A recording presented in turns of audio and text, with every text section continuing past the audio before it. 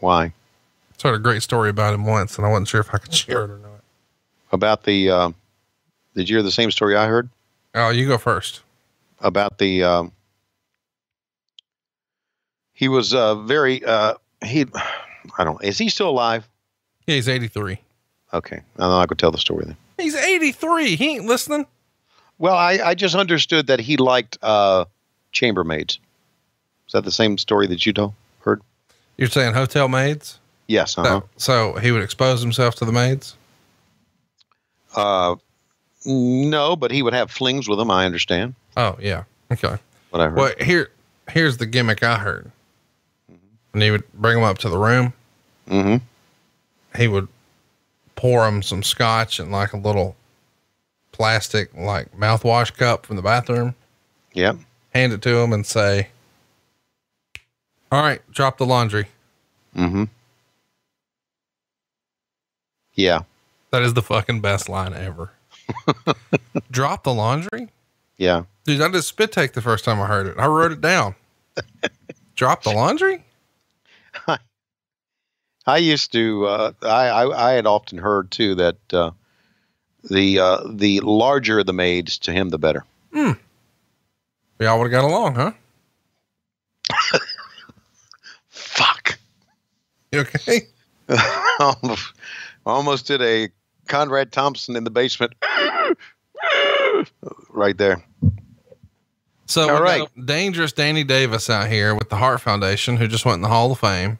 Mm-hmm. And man, that set of tag belts right there are some of the most collectible. I know WWE still has one of these.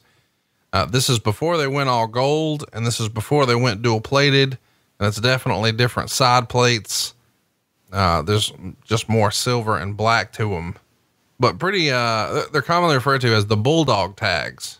By the way, let me just tell you, as a kid, I thought dangerous Danny Davis here was a complete jackass. And it was I didn't know the term then, but man, he had go away heat with me.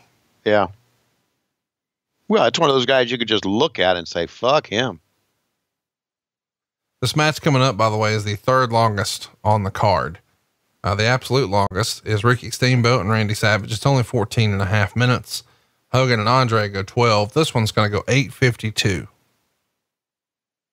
I like the pace. You want to guess what this match got in the Observer? This match got 2.5 stars. 2 3/4. Okay. So you're real close and you didn't even watch it. Yeah, I know.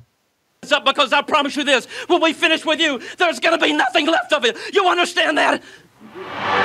Boy, Jimmy Hart was one of the hardest working men in wrestling, was he not? Oh my God. What a promoter. What a promoter. Tito Santana. Wow. And the Bulldogs.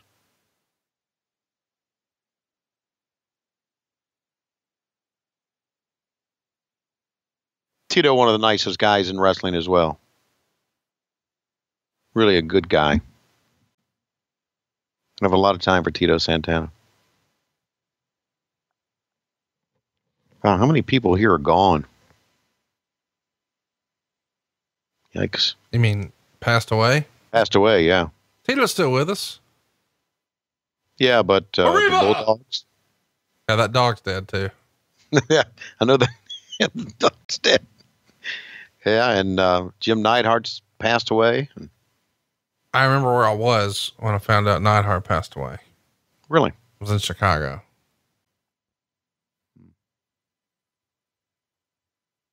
The home of the first Starrcast, by the way. Yep. Sure.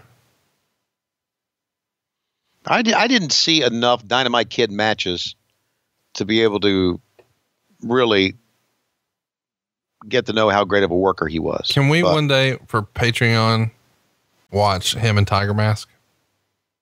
Sure. I would really enjoy Where? that. Where is that from? Japan. I know it's from Japan, but what show was it on? Is it on the network? Is it? No, it's not on the network, but don't worry about it. All right. I'll get you a link. I know people who know people who know people. Oh, I bet you do. So he and Tiger Mask considered one of the great matches of all time? Yeah. What, do what? Yes. Okay. Affirmative. All right. Correct. You know, one thing I've noticed here about it, you may have kind of alluded to this earlier, is that not many close-up shots here. This shot that we're seeing, the static shot, this hard camera shot, is kind of the money shot here, the shot they're using the most. I like Then they it. widen out here, but you know, they in this day and age, they get really closer to guys now, in on their face, and you know, get into the. And I guess back then, you know, because kayfabe was still alive, they wanted to shoot it wider so you wouldn't hear the guys talk.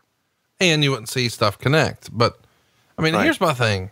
That wide shot, that's the same view I would have if I had a great seat in the lower level. Like this is exactly what I would be looking at if I was lower level. So I like this shot. Yeah, I do too. Makes me feel like I'm there. So what'd you think of WrestleMania over the weekend? I thought it was long. That's what she said. Yeah. I thought it was okay. I'm just not so sure with all they got going on now. All right. This is not, I guess you can say this is a critique on their business. I don't know. And I don't know if I even have, if any of my critiques of the business even valid anymore or not. But I think of all they got going on now, you know, when and they do all these big shows. They got a pay-per-view a month. They got everything on the network. They were in Saudi Arabia. They're in the UK. I guess in the month of May, they'll be in the UK. I just don't know if WrestleMania, with the exception of it being a WrestleMania, I just don't know if the matches are as big as they used to be. The event's big, but do the matches mean as much anymore?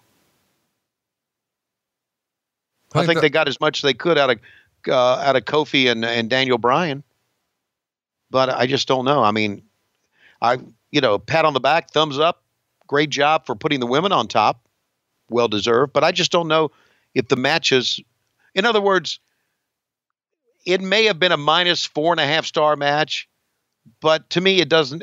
Nothing that they had this past weekend, to me, had the impact of Hogan Andre, or Hogan and The Rock, or I don't know. Think of another great WrestleMania match. The stuff doesn't stand out to me anymore.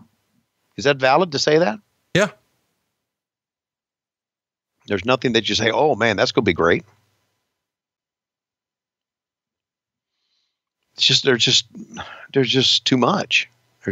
There's too much going on. But hey, what me worry? I'm a billionaire, and you know, the network's making tons of money, and everybody's making, you know, I don't know.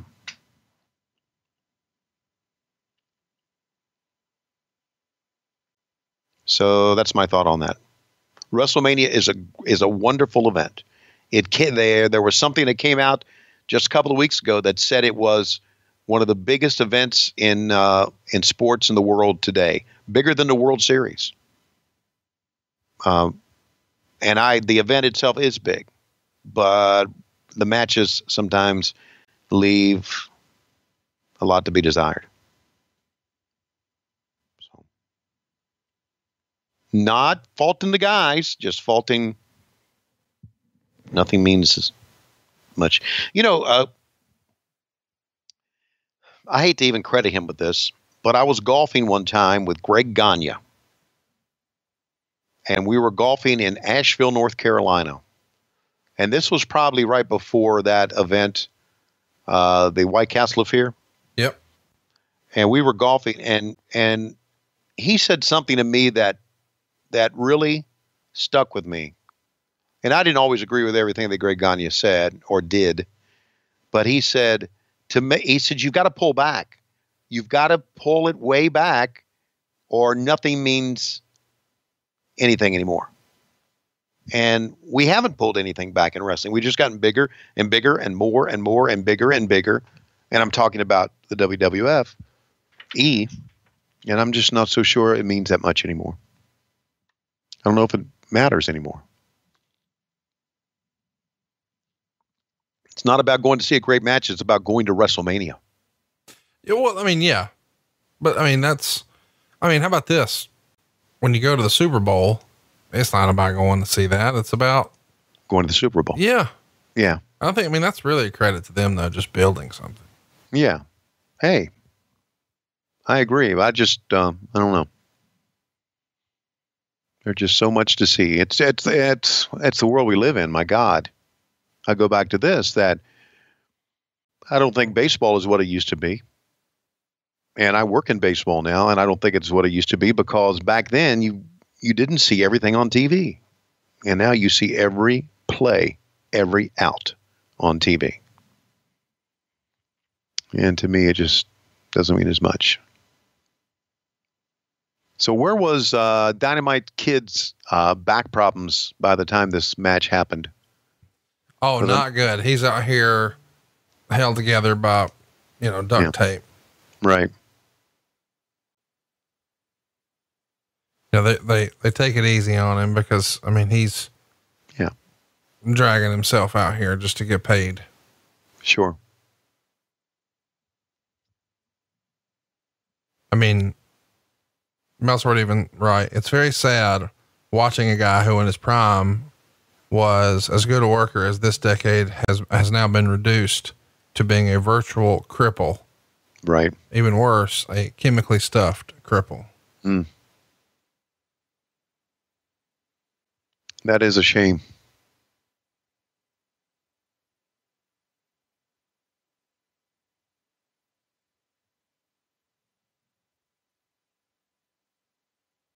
Well, Tito and Davey Boy doing most of the work here, obviously. Oh, for sure.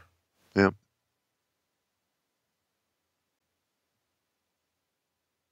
They get Dynamite involved on the outside. I don't know if you've heard the stories, and I think Bruce has probably told the stories before. Look at this. Fans going crazy. Oh, fuck. That was pretty stiff. At least it looked that way. I heard Davey Boy, Dynamite Kid was a pretty big ribber, too, at one time. Absolutely, he was. Yeah, yeah. But brutal ribs, not funny ribs. Right, not funny ribs. Yeah, right.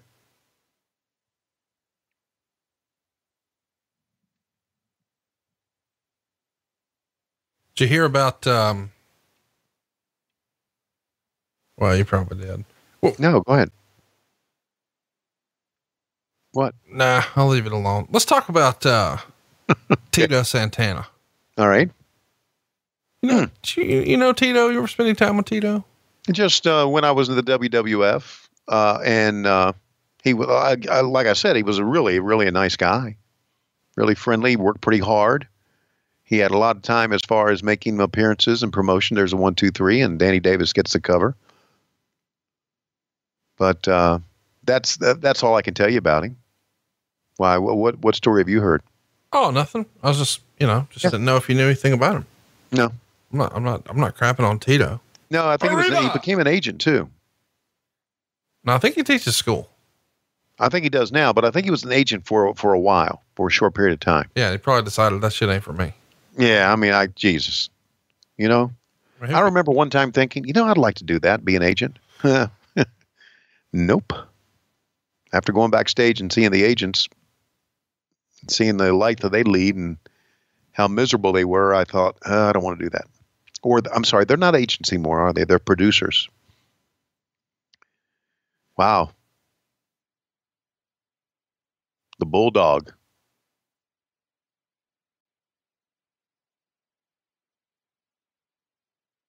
They weren't as crisp on the replays back then as they are now. Well, of course, they don't have the tools. Right. I mean, back then they were using videotape and putting things together and going from one video machine to another. And there's your 1, 2, 3. Kerwin selfies, obviously in the truck. The director. I don't know if Kevin Dunn's in the truck at this time or not. Kevin was mostly post-production back at that time. But Nelson Swegler, part of this team. Swegler. Dr. Nelson Swegler. Dr. Nelson. Something else, man. Hey, there was a story that apparently this, I don't know if you've heard this story or not, this Superdome, like many of the arenas, had an airlock. Whoa, wait a minute.